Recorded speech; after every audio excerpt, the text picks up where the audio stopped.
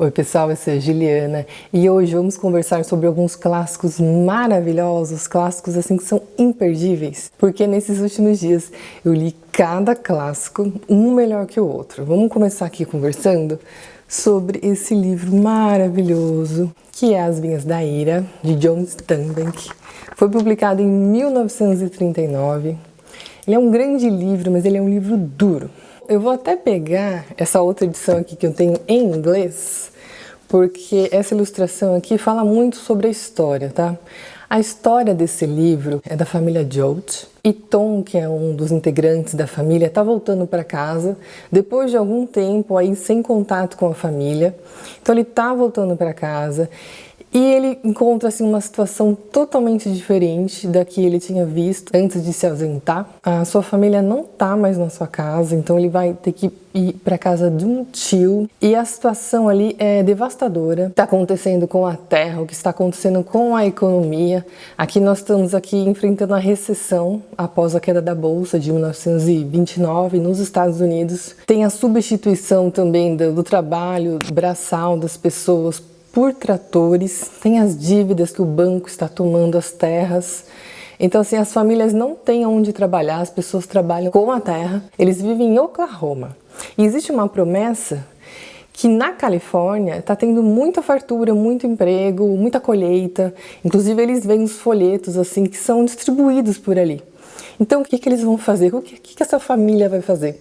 Eles vão pegar o pouco que eles têm em casa, eles vão vender por um preço muito baixo, porque eles estão precisando. O essencial, o necessário, eles vão colocar dentro de um caminhão e a família toda vai entrar nesse caminhão e vai seguir ali na Rota 66 rumo à Califórnia. E assim, esse aqui é o começo da história, já é uma situação bastante angustiante, porque assim, você se coloca ali no lugar deles, você imagina assim, você tendo que levar só o essencial, itens ali de família, itens com um valor sentimental que você guarda ali para você tendo que se desfazer disso, porque realmente eles estão levando só o essencial para essa nova mudança, essa nova vida. E é bastante gente que vai dentro desse caminhão, inclusive a irmã de Tom, ela tá grávida, a Rosa de Sharon, tem outros, né, tem irmãos, tem a mãe, tem o pai, tem os avós, e eles estão na esperança, na expectativa aí de uma vida melhor. Então essa capa aqui, ela ilustra muito bem a situação, né,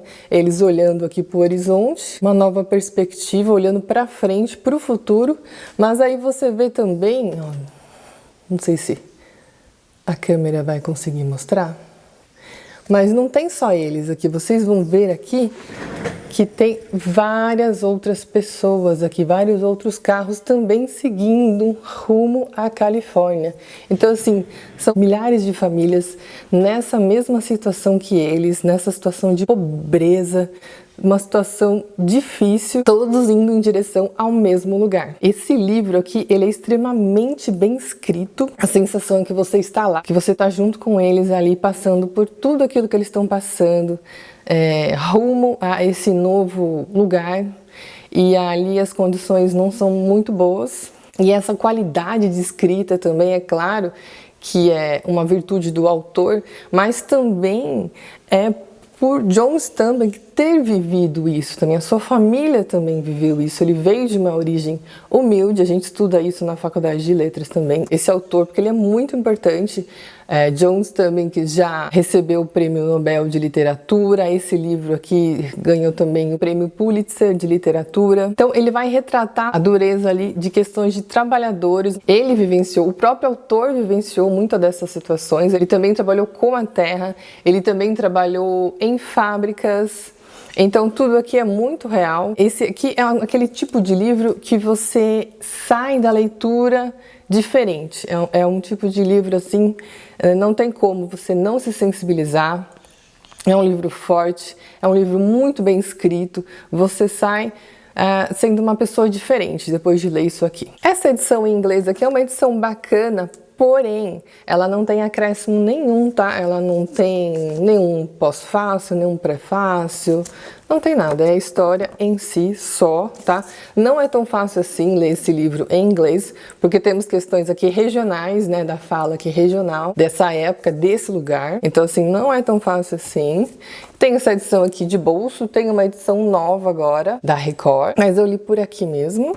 Tem um personagem aqui nessa história também, um personagem muito forte, muito marcante, muito bonito, que é a mãe do Tom. Ela direciona as pessoas, ela traz a força, ela traz um conforto dentro do possível, né? O que dá para ser feito ali, ela tá ali guiando essa família. Personagem muito bonito também, muito marcante, entre tantos personagens aqui da história. O final dessa história também é um final extremamente marcante, extremamente significativo, assim, inesquecível, um dos grandes finais, assim, da literatura. E esse autor, ele tem uma escrita, assim, realmente impressionante. Como eu disse, assim, você parece que vivencia tudo aquilo ali. É um autor, assim, que eu quero ler muitos e muitos livros ainda, porque temos aí outros livros. Quero ler muitos livros ainda de John Steinbeck.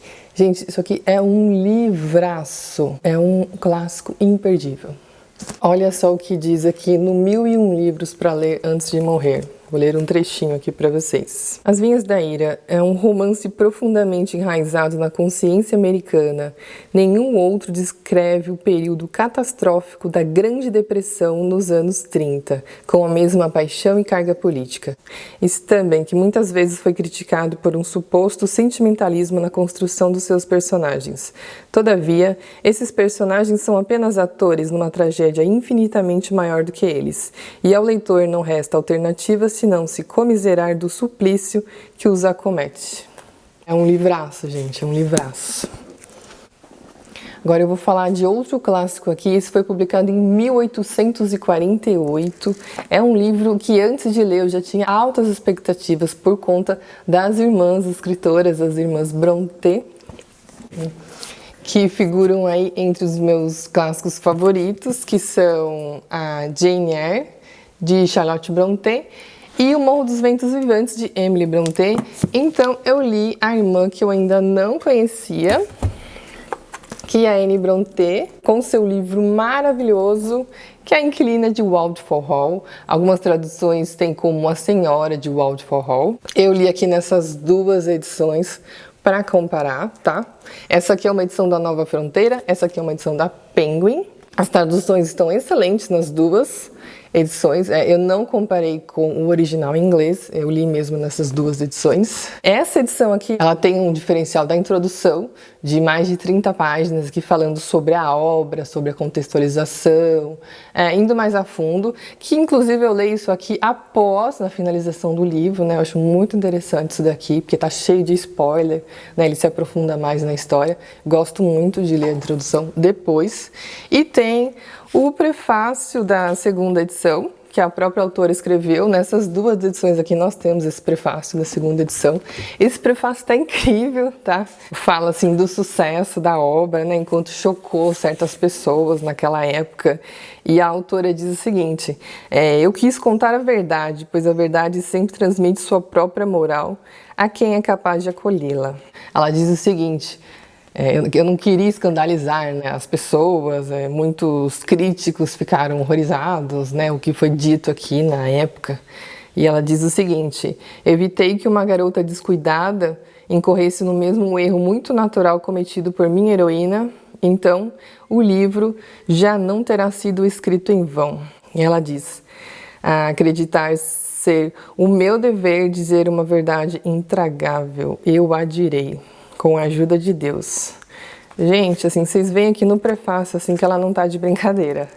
Entendeu? Porque isso aqui incomodou muita gente na época. Deixa eu falar já dessas duas edições. É o seguinte, essa edição aqui, tava tudo bem, tava tudo ótimo, mas eu percebi lá da metade para mais pro final da história que essa aqui é uma edição censurada. Eu comprei, eu não sabia, mas sim, aqui faltam alguns trechos da história, os trechos mais preciosos, os trechos onde a autora diz coisas ali, que nem ela mesma diz, às vezes intragáveis, mas reais, né? Um aprofundamento, umas questões muito verdadeiras, que na época não podia se dizer sobre certas coisas. Ela diz aqui, então assim, infelizmente essa edição da Nova Fronteira, ela não é integral, tá? Falta aqui alguns trechos e como eu disse, assim, uns trechos assim, os melhores. Eles não estão nessa edição aqui. Bom, sobre o que fala esse grande livro aqui. Esse livro aqui, ele é maravilhoso também, tá? Aqui, essa senhora é uma jovem de 25 anos, ela se muda para uma casa ali, uma casa que estava praticamente abandonada, então ela se muda ali, ela é inquilina nessa casa, ela com um filho de 5 anos e uma funcionária, só os três só, essa é a família.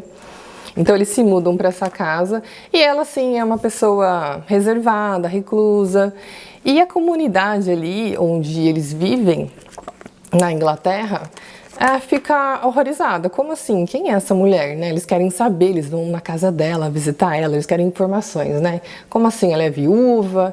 Quem é o marido dela? Ela é amante de alguém? E ela quer ficar na dela, ela só simplesmente quer viver. Inclusive, ela pinta quadros, né? Ela quer viver da arte dela, o que na época também não era permitido, né? A mulher ter um comércio, a mulher viver ali do próprio trabalho. E é isso que eu vou dizer para vocês, tá? Assim, o livro ele foi publicado em 1848, mas a história aqui se passa em 1820 e alguns anos. Então vamos passar 1821 para frente. Então essa mulher, ela incomoda muitas pessoas, né? Como assim uma mulher sozinha vivendo com seu filho? Como assim? Ela passa a ser alvo de fofoca, de suspeita, ela é mal vista. É impressionante nessa história você vê o quanto a mulher não era dona do seu destino, quanto a mulher não podia decidir pela própria vida, pela vida do seu filho, decidir o que é melhor para ela, o que é melhor para sua família. A narrativa aqui ela é muito interessante, ela é narrada pelo Gilbert, um homem que mora nessa comunidade aí que também fica curioso sobre essa jovem e depois também por um outro personagem também, então ele é narrado por duas vozes diferentes e é muito interessante também porque ela volta no tempo, né? Ela começa ali com essa história, ela vivendo ali com aquela sociedade, com esse filho de 5 anos e é muito interessante quando a história volta ali para você entender o que aconteceu para ela chegar onde ela está ali, dessa maneira. Então assim, eu achei a escrita muito interessante, muito bem escrita. Eu fiquei apaixonada assim nessa leitura, uma leitura muito gostosa e você vê ali a situação da mulher na sociedade, né, nessa fase, o quanto era difícil, é difícil de acreditar, inclusive, nessas leis que a mulher não tinha direito a quase nada, ela era praticamente uma propriedade, né, do marido, e a própria autora diz aqui no prefácio, se o livro é bom, ele é independente sobre o sexo do autor. Todos os romances são ou deveriam ser escritos para que tanto homens como mulheres os leiam. Porque na primeira edição ela assinou como Exxon Bell, ela assinou como homem, ela não se assumiu ali. Por conta das questões ali de preconceito, de dificuldades que a mulher enfrentava na época. Então assim, leiam A Inquilina de Waldford Hall. Gente, esse livro é incrível. Eu vou dizer que entre esses livros aqui que são os meus favoritos, estão entre os meus clássicos favoritos.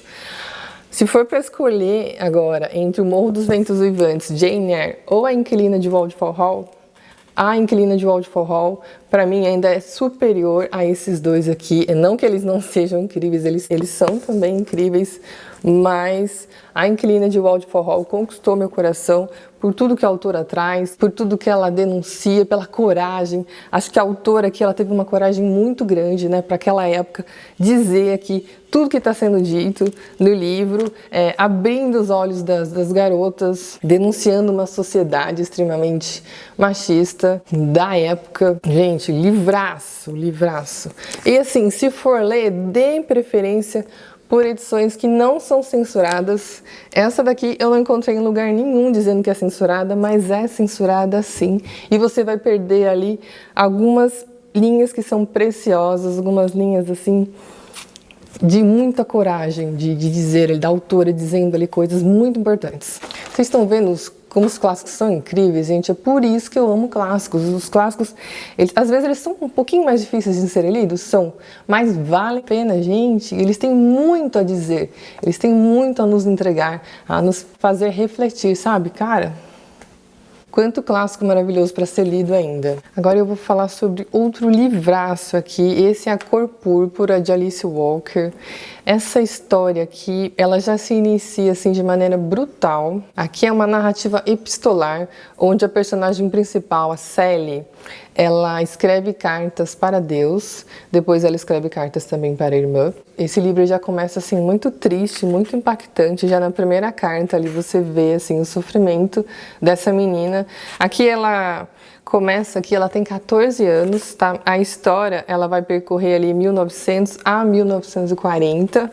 Esse livro aqui, ele foi publicado em 1982 e em 1983 ele recebeu o prêmio Pulitzer. Então estamos falando aqui de uma grande obra. A escrita aqui também contém vários erros. É uma escrita que mostra assim a oralidade. Você vê a simplicidade, a falta de estudo. Então esses erros ali, essa simplicidade, essa falta de estudo, essa falta de conhecimento, você vê inclusive na própria escrita aqui. Bom, e a Sally, ela é uma menina assim muito sofrida, ela passa por muitos abusos, começando ali pelo pai, depois ela vai se casar, e é um casamento ali que o pai arranjou para ela o casamento, e então assim, onde não existe amor. Então ela é vista ali praticamente como um objeto ali para fazer as coisas, para atender as pessoas, as necessidades. Gente, é muito sofrimento, tá? Só que esse livro ele me surpreendeu muito, tá? Ele me surpreendeu muito positivamente. É um livro lindíssimo, tá? Não é só lágrimas. Sim, eu chorei com esse livro. Mas ele tem uma mensagem muito bonita, sim, tá bom? Surpreendeu muito. É um livro lindíssimo. Tem uma imagem aqui no 1001 Livros para Ler Antes de Morrer que eu achei muito bonita e simboliza bastante sobre essa história aqui, tá bom? A esperança. Essa imagem aqui é do filme que foi adaptado. Gente, livraço. Outro livraço que eu fiquei até em dúvida se eu ia continuar a leitura ou não, mas valeu muito a pena. Ele começa assim, dessa maneira brutal, mas ele me surpreendeu, como eu disse, ele me surpreendeu muito positivamente. É um livro muito bonito, mas é um livro duro também, é um livro triste, sim, mas ele tem muito a nos dizer. Vão se passar os anos, então as coisas vão acontecendo, e então é sobre também o tempo, é sobre também plantar, de colher, de semear. É lindo, é um livro lindo. Agora eu vou falar de um outro clássico que vocês votaram lá no Instagram, vocês votaram e eu li. É Uma Canção de Natal, de Charles Dickens. Esse é um clássico publicado em 1843, que tem tudo a ver com essa época de fim de ano, essa época de Natal, né? Vem aí para resgatar o significado do Natal, o significado dessa data tão importante, né? Para encher nosso coração, assim, de esperança e de significado, de empatia. Essa edição aqui é muito bacana, a edição da Penguin, porque ela tem várias ilustrações originais da época. Eu adoro essas ilustrações mais antigas. É uma edição que eu paguei baratinho, eu paguei R$ 9,90 inclusive, mas é muito boa. E é uma história muito bonita, é uma história sobre o Natal, sobre o significado do Natal, né, pra gente se conectar com essa essência, se conectar com o significado dessa época do ano. É uma história muito bonita, uma história rapidinha. É um livro assim, que me fez ter vontade de ler mais livros sobre o Natal, assistir filmes, né, entrando nesse clima gostoso, né, de fim de ano. Aqui o personagem principal, o Scrooge, ele não acredita no Natal, ele não gosta, né, as pessoas desejem Feliz Natal para ele não gosta que se fale sobre o Natal, ele não gosta nem que seja um feriado, ele quer trabalhar, ele quer guardar o dinheiro dele, ele não quer ouvir falar sobre nada. Ele vai receber umas visitas aí muito especiais que vão fazer ele abrir os olhos e mudar essa visão sobre o Natal, sobre o espírito natalino, sobre generosidade, sobre a vida, sobre o tempo, passado, presente e futuro. É muito bacana, gente, vale a pena aqui essa leitura. Vou falar de outro livraço aqui. Esse foi publicado em 1982, de Isabel Allende, A Casa dos Espíritos. Gente, esse aqui é outro livro que tem muito a dizer aqui. É um livro que tem 448 páginas, mas a impressão que dá é que tem 800 páginas de tanto que esse livro assim carrega tanta coisa aqui. Aqui são 3 gerações de mulheres, né, da família Trueba. Aqui o pano de fundo da história é uma revolução num país latino-americano. Então tem coisas aqui que ainda são muito atuais, né, muito assustadoras ainda, né, nos deixam assim um pouco até com receio de certas coisas. Mas, gente, que livraço! Olha só o que diz aqui no 1001 Livros. O romance atravessa alegremente as fronteiras entre o real e o inacreditável, sem jamais perder a base sólida da realidade política e histórica do Chile. A Casa dos Espíritos é um romance profundamente pessoal. Aqui diz o seguinte, olha aqui a carinha da Isabel Allende quando jovem. Isabel Allende é sobrinha do presidente chileno Salvador Allende, assassinado durante o golpe de Estado que levou o general Pinochet ao poder em 1973. Então, assim, a literatura, ela tem muito a nos contar e tem muitos fatos reais, né? Tem muitas coisas que realmente aconteceram misturadas ali numa história de ficção, mas é uma história muito real, muito forte. Bom, pessoal, esses foram alguns clássicos aí, todos maravilhosos, como vocês puderam ver, que eu li nesses últimos dias, nessas últimas semanas. Eu fiquei um pouco ausente aqui do canal por conta da finalização do semestre da faculdade, mas estamos voltando aí. Próximo vídeo vai ser super legal, vai ser um vídeo aí sobre as melhores leituras do ano. Tô muito empolgada, esse vídeo é um vídeo muito gostoso. Vai ter livro clássico, claro, vai ter livro contemporâneo também, porque teve também livros contemporâneos muito bons pra gente conversar, tá bom? Depois ainda um outro vídeo também vou falar sobre os 12 clássicos, a conclusão dos 12 clássicos que eu li em 2022 e apresentar para vocês também os 12 clássicos para 2023, uma lista super especial, né? Uma coisa muito gostosa de ser feita aqui. Já estou separando, faz tempo já que eu estou separando os livros aí para 2023. Então fiquem comigo que tem muita coisa boa. Aliás, deixa eu agradecer aqui a presença de vocês são incríveis. Um beijo grande e até o próximo vídeo. Tchau, tchau!